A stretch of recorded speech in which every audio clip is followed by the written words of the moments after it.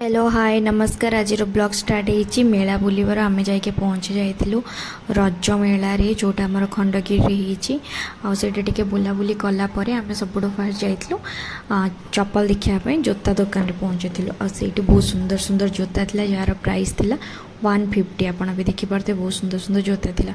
सेठू किणाकिणी कर सारापर आम जाके रज दोली खेलु तापर मुझे देखिली छोट छोट पाई बोटिंग आसला पानी रे छोट छोट बोट देकी आ पिला माने बहुत एंजॉय करते मत इच्छा होता मु पुणी का छुआ जाती कि तापर आमको बहुत गरम पाई भोक लगी तो आम टे आइसक्रीम खाई जोटा था गेट 1 बाय 1 फ्री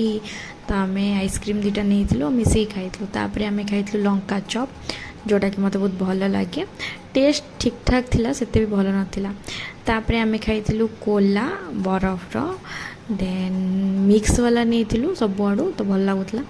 तापर आम बाहरी जाइलु घर को आमर ब्लॉगटी आज ये खत्म हो जाइए जदि आपको ब्लॉगटी भल लगे लाइक शेयर एंड सब्सक्राइब निहाती करेंगे धन्यवाद।